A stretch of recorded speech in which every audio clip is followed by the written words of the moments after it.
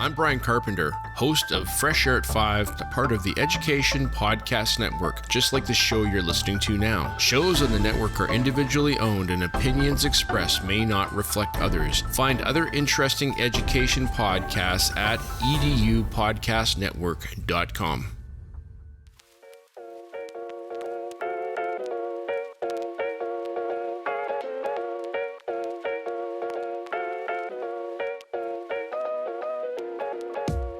You have landed in the HiTech Podcast. I don't know why I said landed like you're in a ship, but this is Josh Schwartz. I'm one of the co-hosts of the HiTech Podcast. If this is your first time with us, I sound like I'm on a plane. Anyway, I'm joined by Will Illingworth.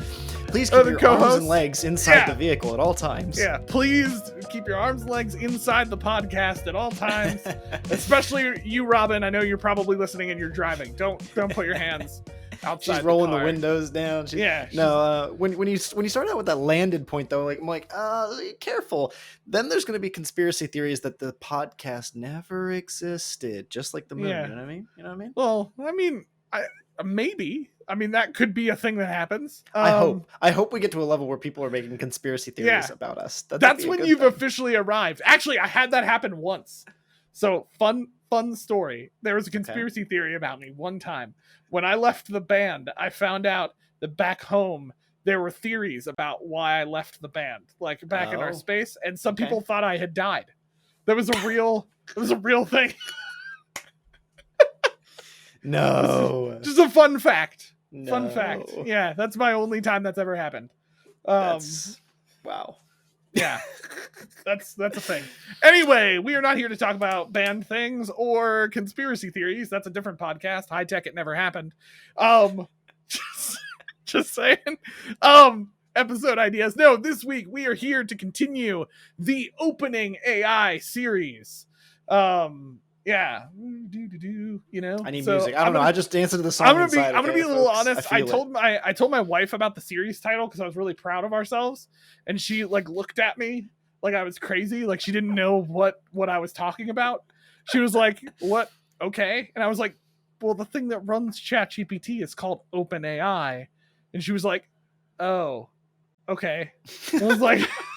I think there's that. I think there's a nice connection to that, but also it's like opening Pandora's box, right? Like opening AI. There were multiple layers. It's like an onion, Ogres, in fact. Yeah, like ogres. It's like an ogre, if you will. There's many layers. Yeah, no.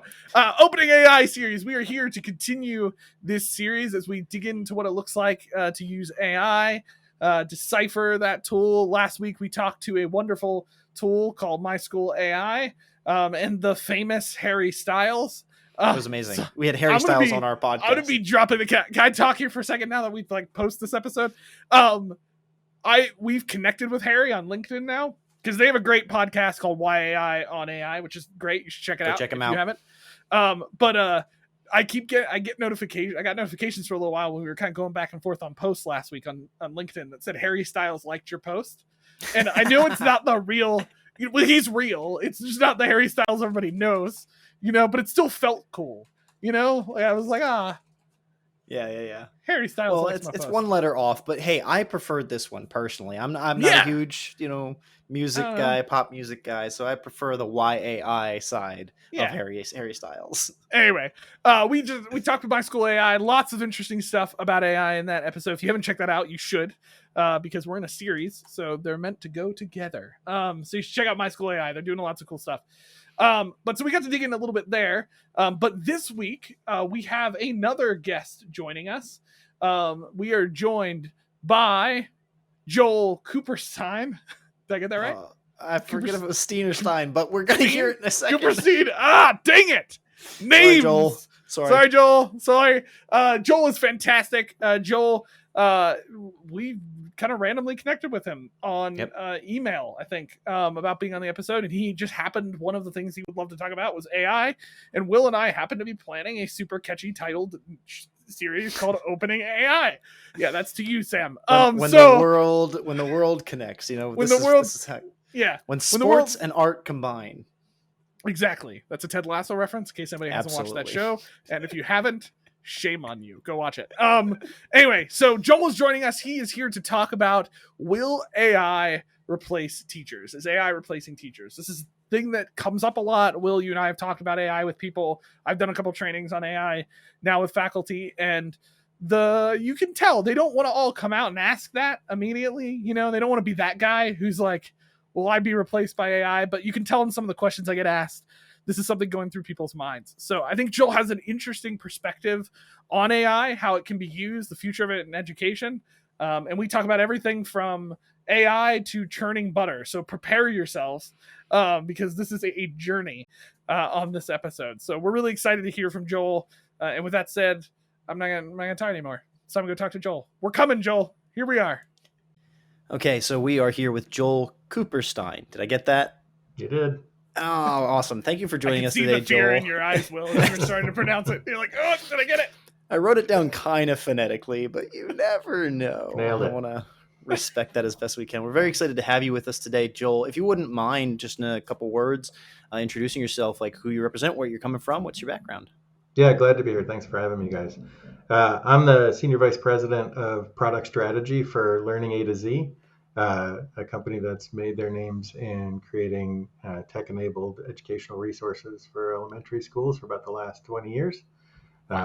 After a good long career, originally started as an elementary school teacher myself, and then I've been in educational publishing and ed tech development for a couple of decades, since ed tech really kind of just started to hit the mainstream. Doesn't it hurt when you start to count that way? Sucks. Yeah, it's terrible. I don't recommend it.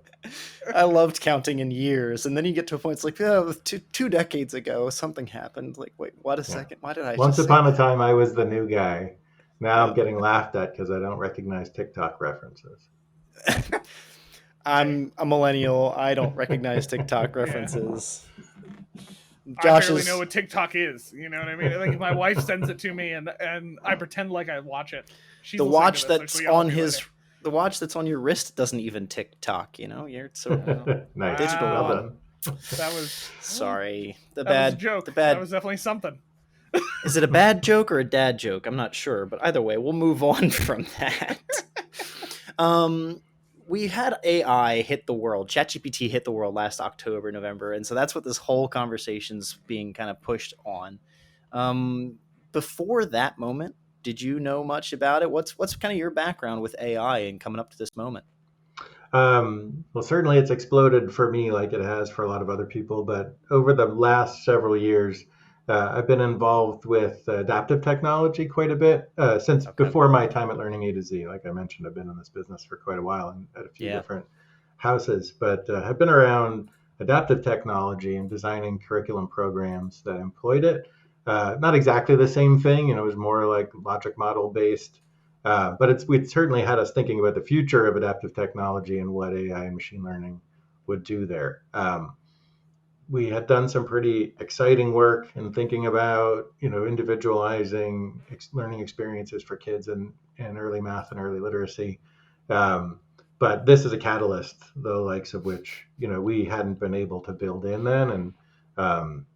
And so here we are and thinking about what generative AI is going to bring to process, to product, to the classroom itself, to kids' own learning experiences. Is something we're talking about every day, while at the same time keeping the plate spinning of our core business and supporting the customers that we have, in real time now.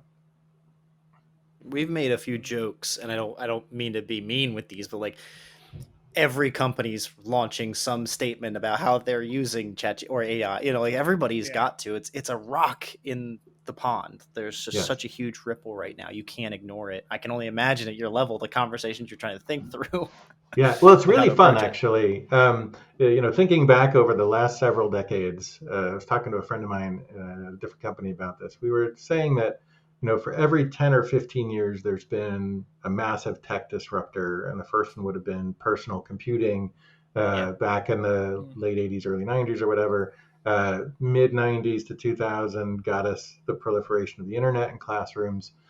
Fast forward 10 years or so, and you've got prominence of mobile, and then here we are in the roaring 20s, as it's going to be known someday, with the proliferation of generative AI. And so I was at a different point in my life and career for each of those other ones, but this time there is no doubt in my mind that this is going to have the largest and most wide sweeping effect on teaching and learning and on business. But we're here to talk about the education piece. Yeah. Mainly because of the democratization of it, just the accessibility of the technology and the nature of what it means to use it. It's gonna be massive, and it's gonna be faster than we think it's gonna be, and it's gonna be, if we do it right, better. Than we think it's gonna be. It's a really exciting time. And while yes, we are doing a whole bunch of kind of strategic, thumb in the air kind of discussions right now, it's really exciting. Yeah, I mean, Josh and I were talking with My School AI on the episode before this, but in some of the other contexts of people, like the opportunity is with what ChatGPT is right now, but it has existed before November 22. And so like, it's amazing what's happened to get the attention, to how effective it's become, all of this happening at one time. That's the moment. Like, it existed. ChatGPT was like, it came out as version 3 or something like that in November. Mm-hmm. So it was available before that. And it's not the first or only generative AI tool that's worked on the language models, text-based. Yeah. And yet you get all this at the one moment. And I would say there's probably some impact left over from the pandemic of moving to like a more online and more tech-focused instructional model across the board. Everyone had to, and now they have all these tools, and each one of their tools is integrating AI. So you can't ignore it. There's no way someone can ignore it at this moment. That's a really interesting context for this. One I haven't thought a ton about, but I talked a lot about the impact of the pandemic on educational technology. And one thing that I think we saw was an accelerated embrace of it. We got forced into using it as teachers and families. And after the panic started to settle a little bit and we started to recognize the newness of the reality, we embraced it more than we had before, not just the presence of it in our lives, but also the power that it had and the analytics that it could provide and all those kinds of good things, which undoubtedly set the table for a readiness for something like, something as disruptive as generative AI to make its way in. There's fear. There's absolutely fear. And I think we're here today to talk about some of that fear. But I think there's less fear or more easily mitigated fear because of what we as a society, as a field of educators went through with technology during the pandemic. It's a really interesting point. I think it helped to kind of grease the skids a little bit for embracing this. That's a good way to put it. Yeah, that's an interesting point that I hadn't thought what you're saying too. I hadn't thought about that before, as well as like, I think you can look at that a little bit to say I've been so impressed with AI in the fact that just like I've seen tools come across, I've seen new things come across, but like Will and I have commented a couple times with AI recently, it's like it just went from massive news articles, a couple overreactions, looking at you, New York school district, and then and then just everywhere popping up inside educational tools. And it's been very interesting to see just how quickly it's been popping up in education as people are finding ways to utilize it in ways that I haven't seen with other tools very quickly. I mean, I've seen some that have popped up and everybody wants to use them, but I feel like every other day I'm opening up an educational tool that I've been using and, oh, look, there's my little AI friend that has now popped up into what they want to use.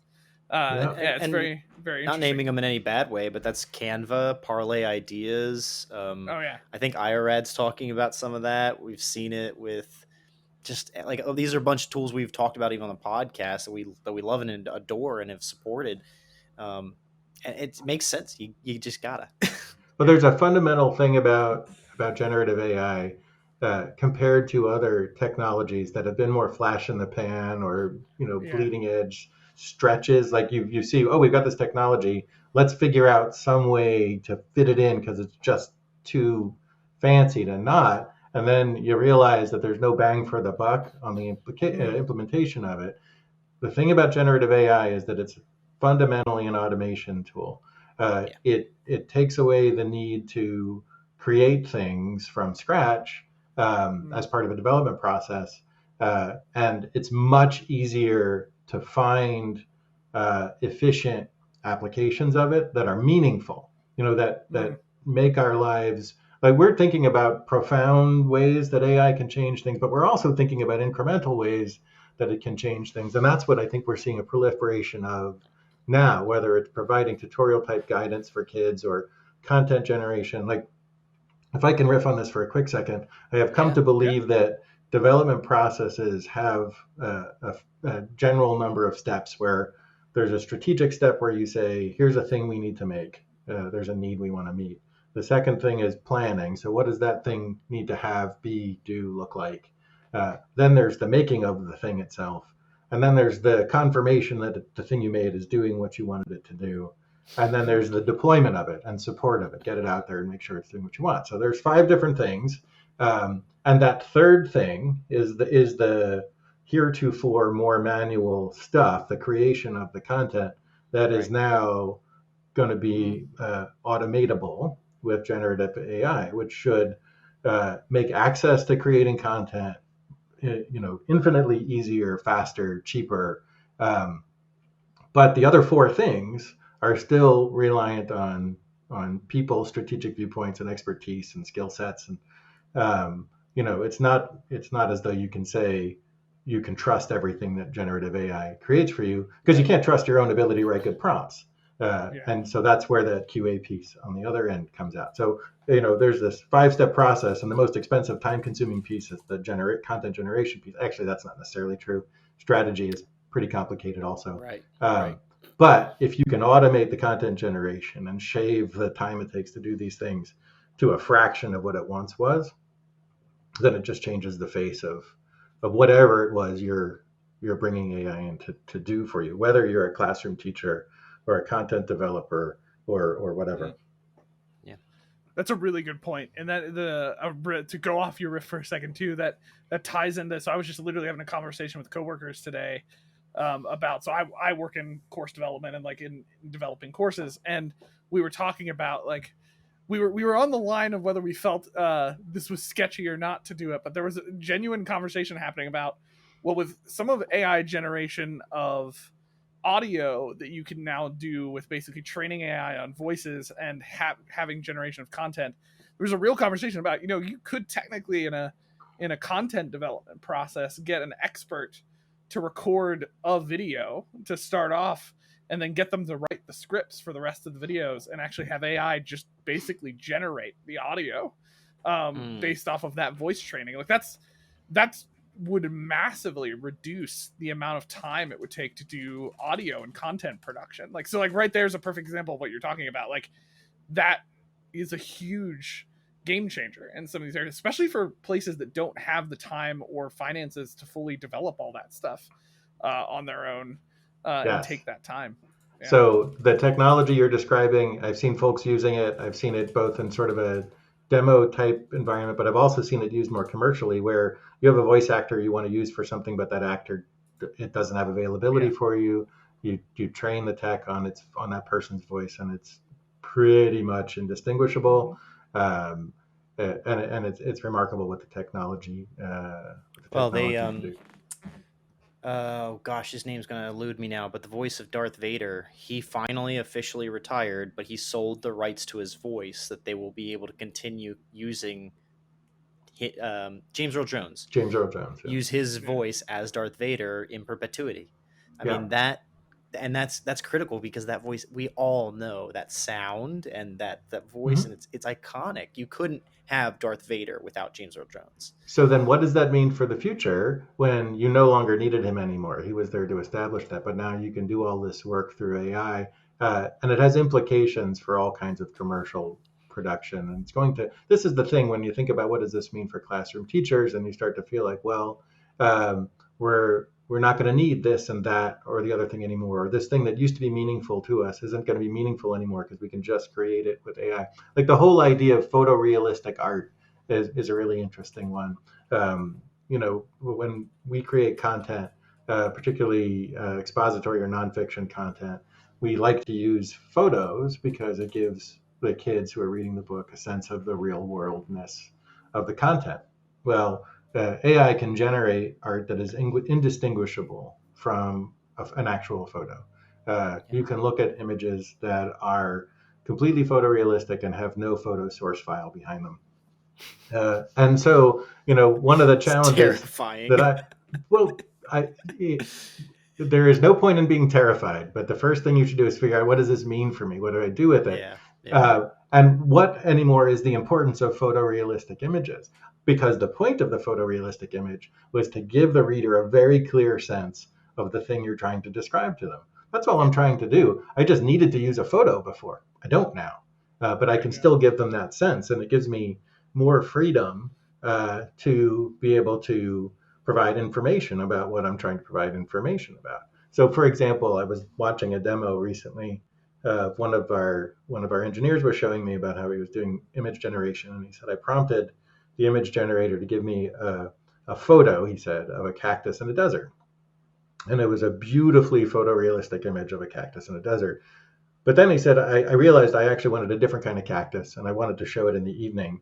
So he showed us the prompt he wrote that added the details in, and then he showed us the image that he rendered as a result of that, and it was equally photorealistic, but it incorporated the nuances, because this is a fairly skilled prompt writer, but indistinguishable from an actual photo taken by a camera.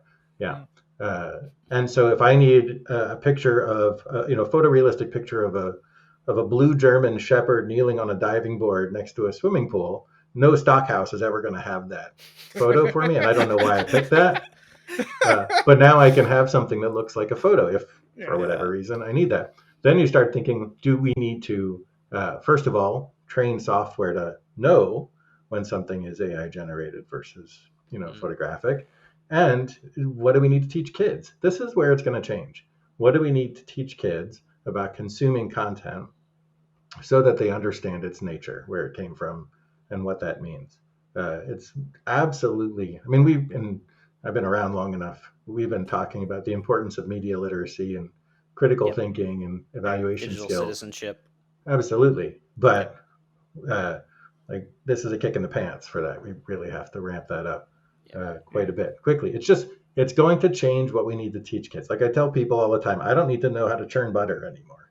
There are things that we used to need to know how to do that we don't need to know how to do anymore because they've been. You don't do that on Saturdays? It's not that I don't like it. I can still do it if I want to, but I don't need to. You can talk about painting the same way, or we were talking about music before we went on air. I like to play music also. I like old school non-digital music, but it's very possible to create music now without having any technical ability. Is that good? Is it bad? It just is. And the same thing is happening with content creation of all kinds. And it's going to become more democratized because of the ease of with which generative AI can be used. I love that. Yeah, that's good. Yeah, we talk a lot on the podcast and in conversation too about that same idea. Like at the end of the day, technology gives and it takes different things, and it's this idea of, I think, like what you're mentioning here, understanding that and trying to figure out how we what does our world look like now? How do we deal with that? Like obviously with the churning butter component, like we don't do that anymore. And I'm totally good with that. I don't know about you. I don't enjoy churning butter. Actually, I don't know if I've ever churned butter, so I'm acting like I have no. I anticipate I wouldn't enjoy it. But it gives and takes things, and with AI, it's the same thing. Like we were talking a little bit too about, like what you're mentioning here is like, it's a kick in the pants a little bit for the digital literacy side of things and trying to understand that, only because it really does accelerate and change, I think, the dynamic a little bit for us on the online. On the other side, I'm hopeful because it is prompting questions of how we look at content and how we deal with things and evaluate things in new ways that we should have been talking about more. And I feel like sometimes that conversation got lost, and now AI is bringing it back up to the forefront. Especially those who didn't maybe ask those questions before, and now they start seeing a computer generating things they used to do, and they're like, oh, okay, maybe we should be talking about this. But yes. So I hear you talking about sort of task design for learners, and I hear all the time about, but now kids are going to cheat, but now kids are going to cheat, but now kids are going to cheat, and the answer to that question is, if you design a task wherein they can use generative AI to cheat, they're gonna. So don't do that. It's sort of like when calculators became commonplace in elementary schools, people were concerned that kids would no longer know how to add, subtract, multiply, and divide. Well, if you give a kid a calculator and say we're going to do a times test now, where you're going to have to show your math facts, and you say you can use your calculator, they're going to use your calculator and they're not going to learn a thing. The skill here is fact fluency. Don't give them a calculator. So now the key is to design tasks where either generative AI isn't accessible to them to accomplish the task, or it isn't sufficient to complete the task. Never ask your kid to write a story about the life cycle of a frog at home one night, because they will be able to do that very easily. But you can say, use generative AI to create 3 different descriptions of the life cycle of a frog, and then explain to me why some are better than the others. And so the task, the tool makes more efficient the content generation piece, but it doesn't obviate the analysis that you're asking the learner to do. So task design is what matters here. And it's really not that different from anything else. If you want a person to learn how to use a manual saw, don't give them a power saw. It depends on the task you're giving them. That is a great, and one of the things that I think is easier to teach them with the manual saw is the safety maneuvers that they'll have to use and which will be transferable as a skill to the electric saw. There's reasons why mathematicians want kids to still write down mathematics before they ever use the calculator. I think at some point though, you get to the churning butter analogy. You get to the point where you say, do we really need to know this anymore? Cursive is a good example of this. Roman numerals is a good example of this. There are these things, and old people like me go, but oh my gosh, we're losing something if we don't know how to read Roman numerals anymore. Well, sure, but is it that valuable in the first place? And it might be. My 18-year-old daughter was telling me she knows kids who don't know how to read an analog clock because they've got their phones and all that sort of thing. And what a travesty that is, old me thinks. And then old me thinks, well, why? Maybe we don't need that anymore, because I don't need to know how to churn butter. I had to leave my phone somewhere I was going to courthouse. You're not allowed to take your phone today. And that was altogether like a 45-minute experience for me without having my phone. I didn't think to carry a watch, and every clock everywhere that I went was analog, and I had to be on time for this. So I kept I was a little anxiety inducing for me. Like, how do I check the time? I can't even check the time without my phone. I forgot a watch. But I'm walking into a restaurant. There's an analog clock. Okay, I know what time it is. It until we get rid of them, in a sense, we kind of need the task. But there's things like that. Yeah, I'm okay with it. It takes more time in a sense. Like we've built the skill, we're able to do it, but it takes more time to process that information than it does just to see a number. Yes. The actual task burden, the cognitive load on the person trying to read the clock is higher. So why would we want to burden people with something like that? It's just aesthetics. It's the conventions of the thing. So the conventions of a clock is 5-minute increments, and the length of the hand. There are conventions of digital clocks. These are conventions. Anyway, this is a digression, but it's not totally unrelated, because the level of success of employing these technologies depends on the ability of the thing you generate to be meaningful for whatever purpose it has. And if you're sharing it with other people, if it's not meaningful, it's not useful.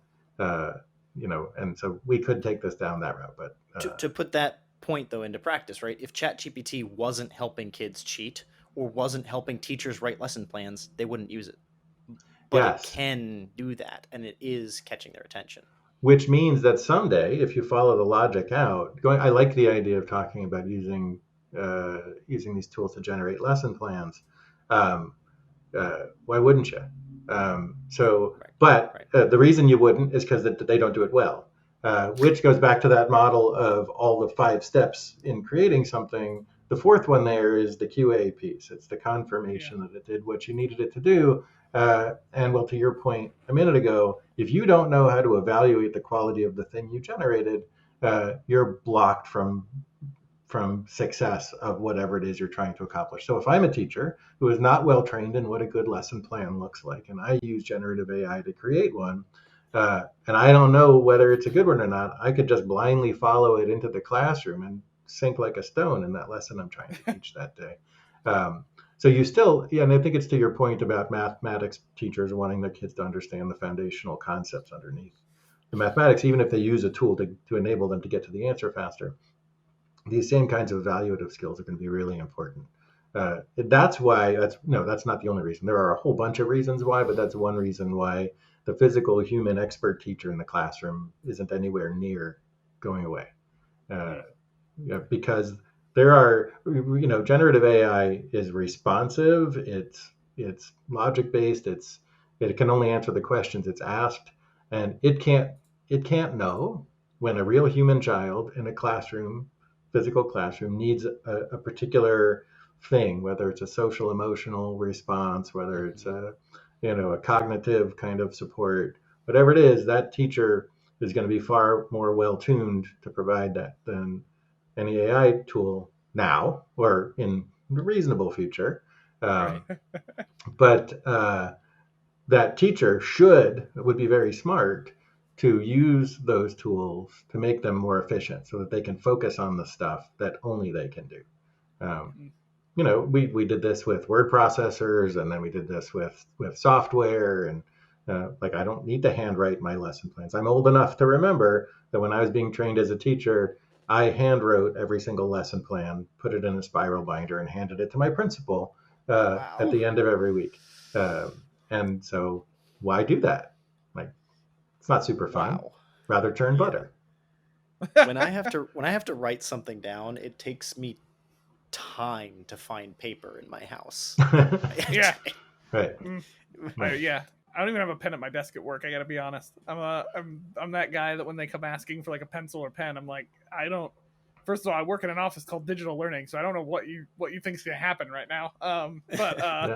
Yeah, I don't have that. But so you're bringing us you brought us right around to a great part of the topic that we wanted to talk about, which is why can't AI replace a teacher? So, and one of the things I think you're getting at that's important, and honestly, I think is very interesting in my perspective about the reverse of what's happening with AI a little bit. I've been reading a handful of articles of people writing on the fact that we're actually seeing in AI, yes, automation things, this happening, but also a lot of conversation now about the importance of humanity and the importance of the human component, that AI very blatantly kind of shows what it looks like when it's missing. And so it's almost in certain ways raising people are freaking out a little bit in some areas, but I'm hopeful and interested in the fact that just like it also seems to be raising the value of the human in of itself too, because we're seeing what it looks like when that's not there. Yes. In every aspect of content generation, we find these new automation tools. And I'm thinking about filmmaking, I'm thinking about music making, I'm thinking about cooking, where we make things using these new tools that help us do them faster or easier or whatever. And we eventually realize what we've lost when we have these automations and these exacerbations. And then we sometimes say, I miss that. I don't want that anymore. So I'm going to throw away my electronic music instruments and pick up my guitar and my drums because I miss that. Or I'm going to stop using computer assisted technology to make a film because I miss that. Or I'm going to stop using this computer and I'm going to take out that pen that is somewhere underneath my printer somewhere. What's a printer? And I'm actually going to handwrite a letter to somebody. We use those technologies.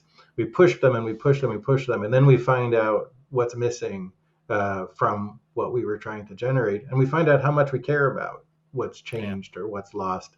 And sometimes we return to that, sometimes permanently because we reject the advancement, and sometimes we say, once in a while, and sometimes we say, I don't need to do that anymore. And I think we're still figuring that out. Well, I know we're still figuring that out, and we're not anywhere near it when it comes to the implementation of generative AI in education. But we are definitely going to keep pushing and pushing. And I don't think the floor for adoption is probably going to continue to go up and up and up, but the ceiling will be different for different people, because there will be people who say, yeah, I know what it can do, and I just don't like what it does to my classroom. It prevents me from being as effective as I think I can be. And others who will say, I use it for everything. and we had the same conversation about computers and smartboards and tablets and calculators. It's the same discussion, and I think it helps to relax the panic a little bit when you can map this process onto other new tech implementations, in our history. In this year of 2023, I just saw a tweet last week polling, that person's community. So who actually uses the smart board in their room? And I'm just thinking to myself, wow, smart boards now as well have been a technology trying to take over the classroom presentation experience for 20 years, probably longer, right? Right. But the modern style of them, how they're cheaper, they're easier. It's just in the projector. They can track this. You can still be a regular whiteboard. You don't need as much tech as the originals used to, or they'd have to be carded in manually. I was just taken back by that. Like, oh, yes. Very few of them, even when they're there, are actually being used as a smart board. Just a projector against a whiteboard. Yeah. I mean, and we have a whole bunch of different ways to solve the same problem. It's why I think, one of the reasons why I think AI is going to have a more wide-reaching effect on education than any of those tools did, because they were the hardware, they were the display devices, they weren't the content generation tools. The tablets were so exciting for a while because of their mobility and because of their user friendliness, particularly for young kids. And then we all realized, but they're not computers. And there are certain things we actually need computers to do. And that's why you saw Chromebooks proliferate so much, because they could actually, they were inexpensive, they were versatile, and they were actually good for computing. And so in upper elementary and beyond, they kind of took that share back. But none of those things were about the content. And accelerating the development of the content and the development of quality content. I mean, quality content requires that filter that we were talking about, but this will still get you there faster.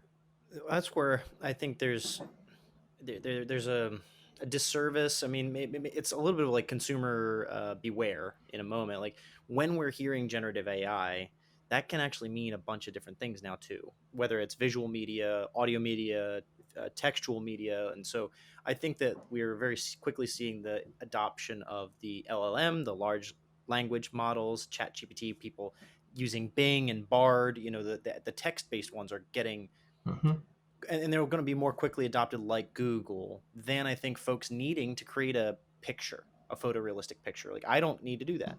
Josh and I were talking before you even jumped on, Joel. I was like, oh, how often do you use this tool and that tool? He's like, a couple times a day. I was like, yeah, I've personally used ChatGPT 6 times. I don't have an inclination. I don't drive for it. I'm not in a space or a decision-making space where I need to be evaluating it. This conversation, the podcast, is a space where I've spent the most time thinking it through. And Josh uses it 2-3 times a day. And so we have that kind of balance and get those perspectives from one another. But when we just say generative AI, we've got to be able to be ready to step back and ask, like, well, which part? I think a lot of teachers will take on the language models, not intentionally, not going for that, but they'll use ChatGPT before they'll ever use DALL-E or Midjourney to make images. Teachers, I think, now may start to do more images if they realize the value of creating like more. Like you could probably get it to create images of Abraham Lincoln. And I can see social studies purpose for that, right? Recreating the Gettysburg Address, in a sense. I think that's interesting. I'm curious to see what would come out of that. But like creating deep fakes or making an audio narrative, I don't know the teachers are going to need to adopt that right away unless they're coming for some sort of innovative edge. They want to change something up, and that's the opportunity. Again, if this is fundamentally a process for automating content generation, we'll use it to automate the content we generate. So, and it may vary by what you teach, who you teach. I know as a former elementary school teacher, my room was covered with very badly drawn images of things because I was sort of left to my own devices. And yes, I did have the need for art generation, and I either did it myself or I spent my money on it. Buying decoratives in the teacher supply store. But I also wrote a lot. So if you're the kind of person who only writes a lot, then you're more likely to use the LLMs. to generate text. But if you're the kind of person who traffics in a lot more imagery, then the image generation tools, like DALL-E and Midjourney, will be more useful to you. I think it's going to vary by person. Like there are probably a whole bunch of commercial art traffickers, creators, who are going to find much more utility out of those than they would out of the LLMs. It's just going to depend on who you are and what you do. But what they are tools to accomplish a goal: a screwdriver, a saw, a hammer, a drill. You pick the right tool for the problem you're trying to solve, for the job you're trying to do. And teachers do a lot of different jobs. Yes, absolutely. And so they're likely to find utility in a lot of these different tools. Though I think you make a really good point about the individual differences and the adoption of them. I think, like I said, the floor is going to raise, and pretty soon some of this stuff is going to be commonplace, sort of like table stakes. But the degree to which people adopt them deeply is going to always vary on their own personal comfort level. And also, like every other technology, the nativeness of the user. So, if you were born in a time when, mobile technology was already very common, you grew up with it, it's all you know. But if you weren't, then you're going to be slower. You're more likely to be slower to adopt it. The whole point here is that the cycle is not new. And I'm no expert in this. This can be read on and studied. But the adoption cycle of new technologies is not going to be blown up by generative AI. It's going to be followed by generative AI. The question is the specifics. What's it going to mean for different people in different places with different proclivities? Yeah, I mean, we're already seeing it's not being blown up by AI. It's funny, like there was a post a little while back, and it circulated for a while during the early AI, but it was basically I don't remember where it was, but I remember them writing basically a paragraph that a teacher had written, and it was it sounded like they let it off. It sounded like basically somebody going like, this is going to change the way we do education. I'm not sure students should be using this tool, blah, blah, blah. They go off and they're clearly misleading you in the beginning. And then they basically come out and they're like, well, this was a quote from a teacher when the calculator was released, not when AI was released. And so like, we're already seeing it. If anything, we can predict how we respond to these technologies because it's very commonplace for humans to react in very similar ways to the way this stuff comes out, the way it releases. I remember somebody mentioning like when the train was first released, there were letters going out about how the train was going to ruin communities. And like we weren't going to be able to walk back and forth, and civilization as we know it would fall apart. And it's just interesting. We all kind of react in similar ways. But to your point, I think I really like the way you're coming at this, which is it fundamentally is about automating content creation in ways. And it's a tool. And while it will absolutely change the way we do content, the way we create content, create images. Like I'm interested in the image creation because I'm horrible at drawing. Stick figures are not my skill. And that's the lowest level. So it's fundamentally content creation, but I still think what you're getting at, I think is coming out well in this conversation, is that while it's content creation, at the end of the day, to create good, really impactful content and changing, that human element, the teacher, is still going to need to be involved in the way that tool is used and, like you said, QA'd and checked. And at the end of the day, we need that in there to be able to do it well. Yeah, we need to know what it is we're trying to accomplish. We need to design the task that will accomplish it, and then we use the tool to generate that thing, and then we assure that it did the job we wanted it to do. That's what calculators do. That's what trains do. It's what all these technologies do. I'd like to think that we, as a field, maybe as a society, are more ready to kind of reduce the panic faster than with previous technologies because of the rate of acceleration of technology in our lifetimes. We should be cautious about it. We should think, because of, the potential for bad actors to use this technology. Like, you don't have to spend a lot of time thinking about it before you come up with all kinds of things that are absolutely horrifying. And hopefully there are smart people out there figuring out ways to defend against those. But I spend more of my time trying to say, okay, genie's out of the bottle and is not going back. What does this mean for me as a professional? What does it mean for the customers, kids, teachers, classrooms, families that I serve? And how can we harness this in a way that the effect is net positive. My job is to help get kids to where they need to be to achieve their potential. Our mission at Learning A to Z is to inspire curiosity, ensure comprehension, and instill the joy of learning. And how can I use this tool to do that? Because I would be foolish to think that this couldn't help me, and I would be foolish to think I don't need to. I can do it better. I can do those things that I just said to you better if I figure out efficient ways to build generative AI into it. Why would I not? So, the thing I think about for myself, for the teams I work with, for my customers, for anybody who will listen to me, for my own family, like this is a thing and it's not going away and it's going to get faster. Let's harness it, let's tame it.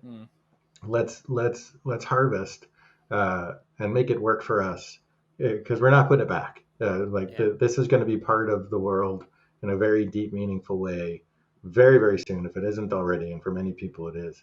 Let's figure out how to make it work for us. And I know we can. We have for all those other things that you talked about, trains and calculators and automatic butter makers. We figured all that stuff out. So we can do that with this also, and I know that we will.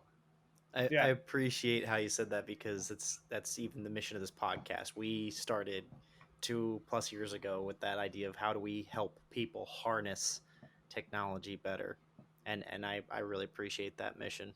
Yeah. Until the robots come get us, this is our job. And even then, hopefully we figured out time travel by then, so we can basically just relive the Terminator movie. Joel, this was a great conversation, man. This was very helpful, and I think you're right. This is a good place, I think, for us to kind of to come to an end at it. Right? Is that at the end of the day, we're trying to harness it. This is the mission of what we do in the podcast, and what we should all be thinking through in education. Like you said, genie's out of the bottle. It's here. Nobody's gonna go, okay, you know what, guys, you're right. Let's sweep that AI back under the rug. We need to figure out how to use it well and harness it for what we want to do in education. So I really appreciate your thoughts, Joel, your experience in this, and I'm excited to see where you guys at Learning AZ go with using it. Thank you for the work that you're doing and trying to figure that out and help teachers use it well and empower them to do that. So I appreciate you guys having me on. This was a lot of fun. I learned a lot myself and appreciate the discussion. Yeah, absolutely. Very cool. Thanks. All right, we'll be right back in a second with a little bit of debrief. Woo! Okay. So wow. I mean, I loved this conversation with Joel. This was really awesome to kind of get his insights. He's a senior vice president, Learning A to Z. I mean, this is cool to have somebody of such a level having a conversation with us, but he's looking at this issue from a certain angle, but he's still coming to probably the same conclusions we might. This is a tool. We need to use this well. It's nice to see these different perspectives across it. And more importantly than that, I got to stop for just 1 second. He's also a Philly sports fan. Thank you, Joel. Really appreciate he didn't really share that in the episode. Go Birds. He did not get to share that in the episode, but pre-talk before the episode, we discovered that Joel was also from around our neck of the woods and was a Phillies fan. I get that as a diehard Phillies. Don't even try. I don't get to pretend. Okay. I like water polo. That's actually not true. I've never watched a round of I don't even know if they're called rounds. I don't know. Just stop. I got nothing. Anyway, have you ever played Rocket League? Actually, only once. Well, that was still can't even too give much. You that esport. That was still too much like sports for me. I was like, meh, There's a ball. I don't want to. All of this aside, anyway. We digress. Yeah.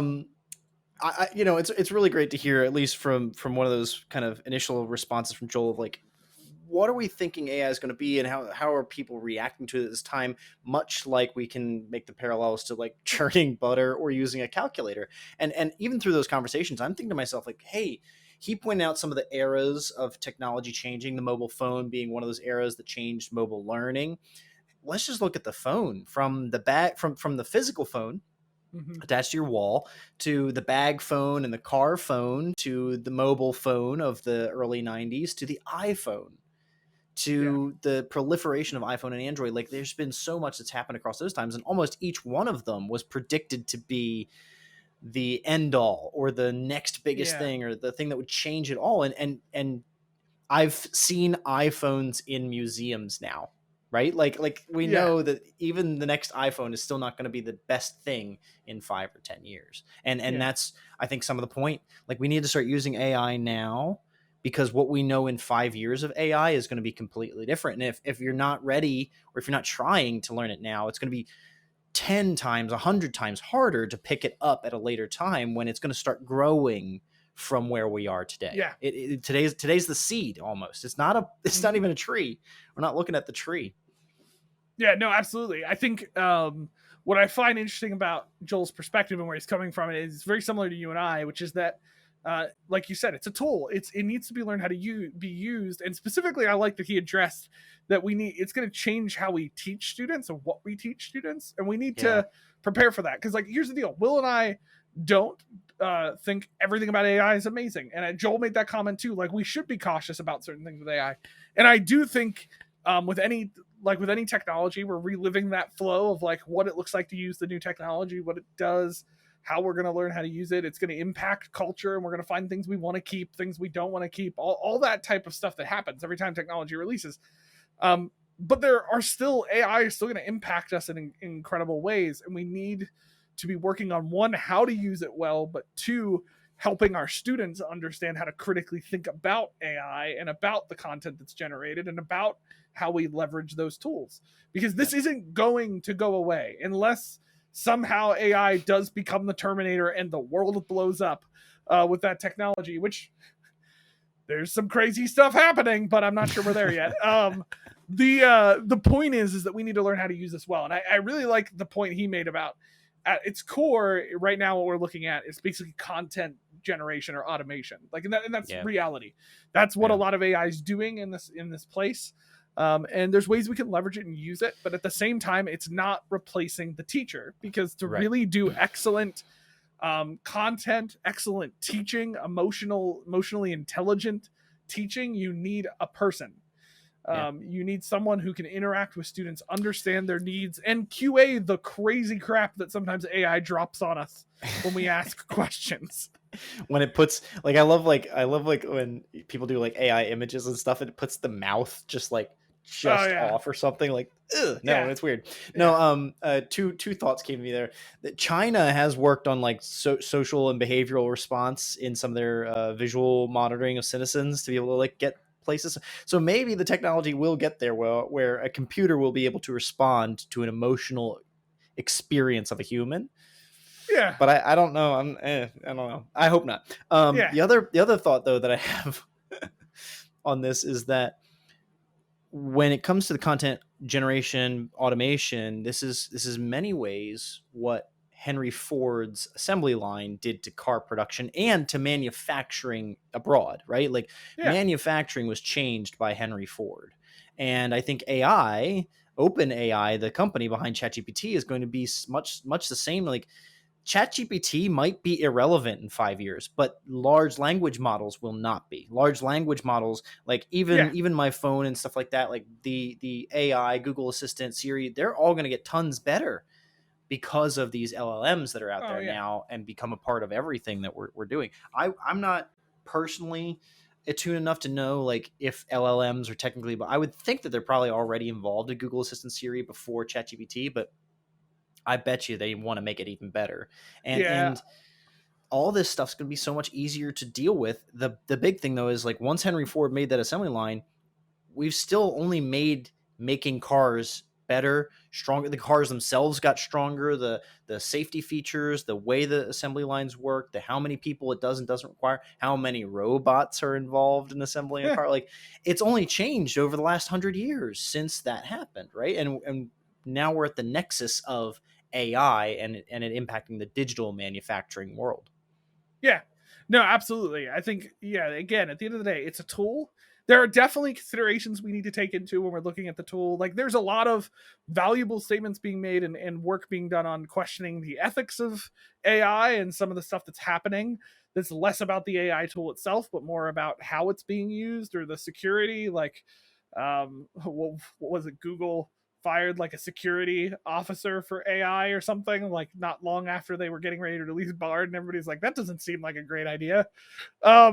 Like, so not good. there's some ethics to look into in there, and I know there's been a lot of talk about the ethics of all the people who are having to review like the vilest stuff on AI to like filter it out. These are real things that we should be considering, the impact that this tool has on culture and what we do. But at the end of the day, the tool itself, and I can't say this enough, the tool itself is not the cause of the problems necessarily.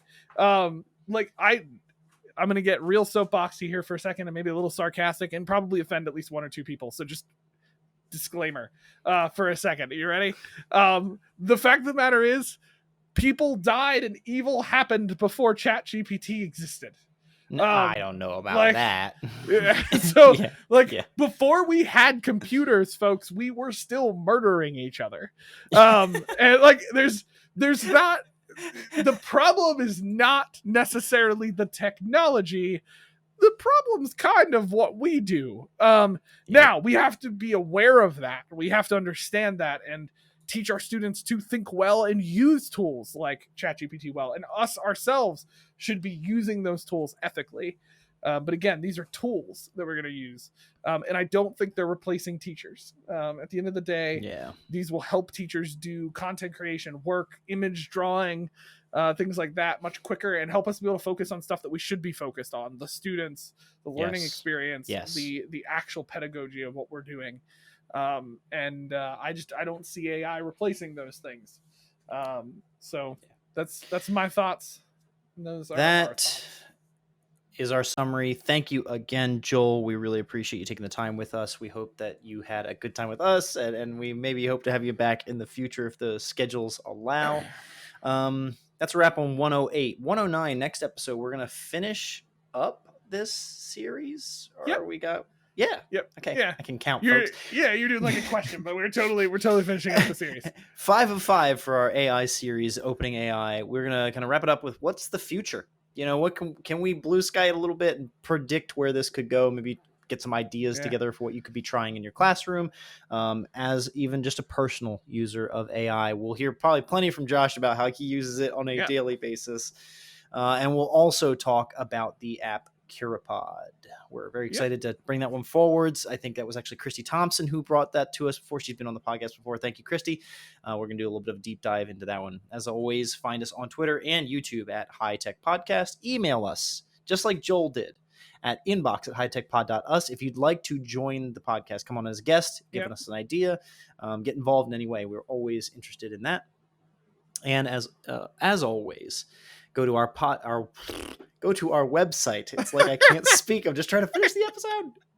Go to our website, hitechpod.us. Every single episode has a page there with information about the tool, the person, the place, the thing, the noun, the AI, the whatever that we're talking about, with some resources to get you started.